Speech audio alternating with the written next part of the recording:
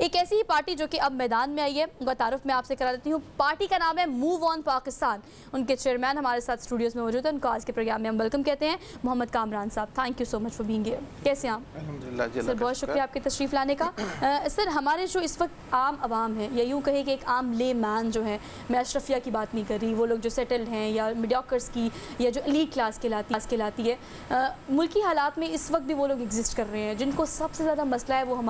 वो शहरी हैं, वो पाकिस्तानी हैं जो इस वक्त महंगाई की चक्की में पिस रहे हैं और वोट कास्ट करने के लिए भी विलिंग नहीं है।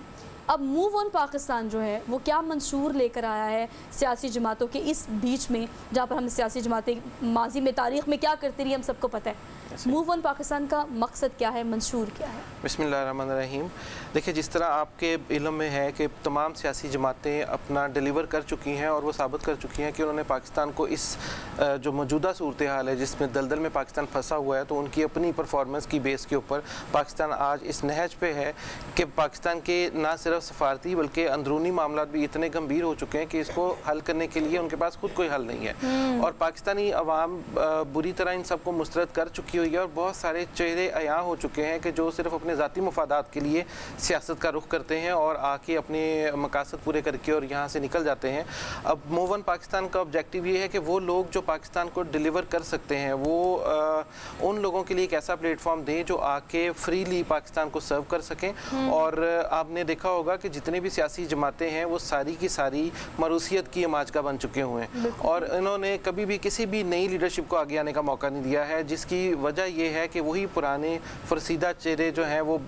मंजर आम पे आते हैं, वही वसीदा ख्यालात और वही टेक्निक्स चलाने की कोशिश करते हैं। अब इस मौजूदा दौर में तरक्की याफ्ता होने के लिए ज़रूरी है कि हम हालात के साथ मुकाबला करें और हालात के मुताबिक अपने मुल्क को आगे लेके चलने की कोशिश करें, ना कि हम प्रीवियस वही मेथोडोलॉजी को लेके चलें। अच्छा मोहम्मद कामरान साहब, सॉरी फॉर द इंटरप्शन, लेकिन आप बात कर रहे हैं मौरूसी सियासत की, जो हमने पाकिस्तान पीपल्स पार्टी हो, नून लीग हो या पाकिस्तान तहरीक इंसाफ को ज़रा मुख्तलिफ पाया, थोड़ा हमने आम आवाम की बात करी हूँ, उनका पॉइंट ऑफ व्यू ये है। लेकिन अभी इस वक्त जो मौजूदा मुल्की हालात हैं, अगर लेटर और सूरन इंतखाबात चूँकि हमें तारीख नहीं मिल रही और हमें लग रहा है कि ताख़ीर का शिकार ही होंगे इंतखाबात,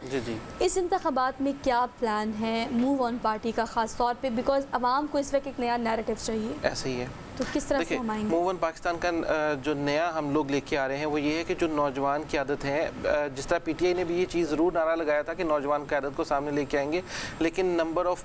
पीपल्स और ऐसे एनर्जेटिक लोग जो वाकई डिलीवर कर सकते थे वहाँ पे भी इसी चीज़ का शिकार हुए हैं कि वो एक माफिया की जद में आके वो लोग डिलीवर नहीं कर सके हैं। और लोगों की आइडियालॉजी को आगे प्रमोट करना, क्योंकि किसी भी पॉलिटिकल पार्टी में मैं समझता हूँ कि जितनी भी अभी तक पॉलिटिकल पार्टी हैं सब में डिक्टेटरशिप ज़्यादा चलती है, बजाय इसके कि वो जमहूरी पार्टीज़ अपने आप को कहते हैं ज़रूर हैं, लेकिन कोई भी अगर आपके पास ऐसा स्किल्ड बंदा आ जाए तो उसको सिर्फ इस बुनियाद के ऊपर पीछे धकेल दिया जाता है कि शायद उसकी नंबर गेम में उसको कमी आ जाए। तो मूव ऑन पाकिस्तान ऐसे तमाम लोगों को जो पाकिस्तान के लिए अच्छा सोच रखते हैं और काबिल हैं, वो आके हमारे प्लेटफॉर्म से इलेक्शन कंटेस्ट करें और इंशाल्लाह मुझे पूरी उम्मीद है और काफ़ी ज़्यादा हमें अल्हम्दुलिल्लाह लोग जो हैं वो एक्सेप्ट भी कर रहे हैं, क्योंकि मैंने अपनी पार्टी का जो नाम है यहाँ से ही मौरूसियत ख़त्म की है, क्योंकि मूव ऑन पाकिस्तान ना किसी शख्सियत को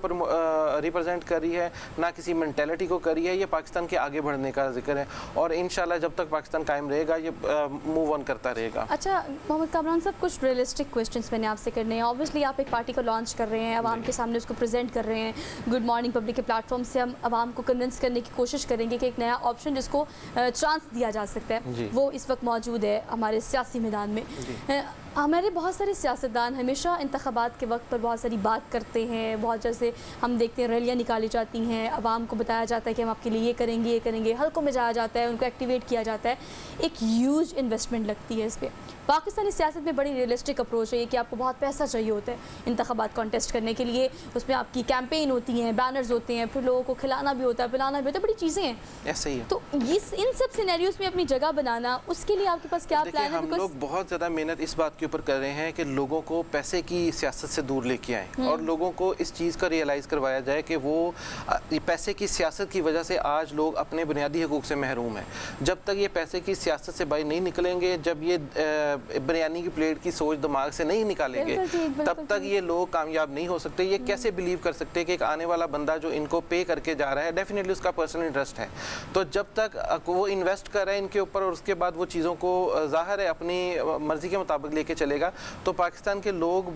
काफ़ी हद तक इस बात को समझ भी चुके हैं। लेकिन हालात के इतने मारे होते हैं कि इस नहज तक पहुँचाया हुआ है कि लोगों को एक कतरा पानी भी मिले तो वो भी वोट बेच देंगे पानी का, यानी महरूमी इतनी ज़्यादा कर दी हुई है। तो एक दफ़ा तो पेट पे पत्थर बांधना पड़ेगा पाकिस्तानी कौम को कि अगर वो चाह रहे हैं कि वाकई हम इस मंजार से निकलें, तो डेफिनेटली उनको इस चीज़ के ऊपर सोचना पड़ेगा कि वो लोग पाकिस्तान के लिए एक दफ़ा रोज़ा रख लें और उसके बाद वोट दें, ये सोच के कि कौन हमें रिप्रेजेंट कर सकता है और कौन नहीं कर सकता। अच्छा, रोज़े की आपने बात की, ऑब्वियसली सहर अफ्तार की बात भी कर लेते हैं, क्योंकि आम आवाम जो है वो इस वक्त एक ऐसी चक्की में पिस रही है जहाँ पर बिजली का बिल है, जहाँ पर आटा, घी, चीनी, दाल, हर चीज़ इतनी महंगी है कि एक आम आदमी की अप्रोच से दूर चली गई। और अशराफिया की अगर हम बात करें, उनके घर वाले नहीं आ रहे हैं, ज़ख़ीरा अंदोज़ी की अगर हम बात करें, हम ब्लैक मार्केट की बात करें, हम करेंसी की स्मगलिंग की बात करें, डॉलर की स्मगलिंग की बात करें, ये एक नेटवर्क बहुत बड़ा है। इसको एड्रेस करना, फिर जब आप सियासत में आते हैं तो एक लंबा अर्सा आपको स्ट्रगल करनी पड़ती है, जो कि मूवमेंट पार्टी ने भी इनिशिएटिव लिया है। एक उसके बाद बहुत आगे एक लंबा सफ़र है जो तय करना है। लेकिन अवाम में आप बैठते हैं,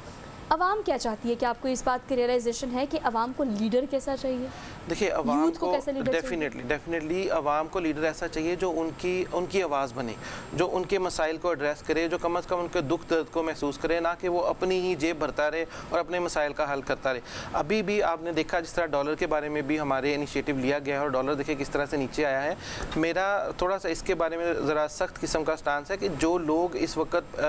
डॉलर की प्राइस को बढ़ाने के लिए इसका सोर्स बन रहे हैं, उन सबको एक जगह पे बंद कर देना चाहिए। उनको जब तक डॉलर नीचे नहीं आता ना निकाले बाहर। और हमारे अल्हम्दुलिल्लाह अदारे इतने वेल इन्फॉर्म्ड हैं कि उनको पता है कि कहाँ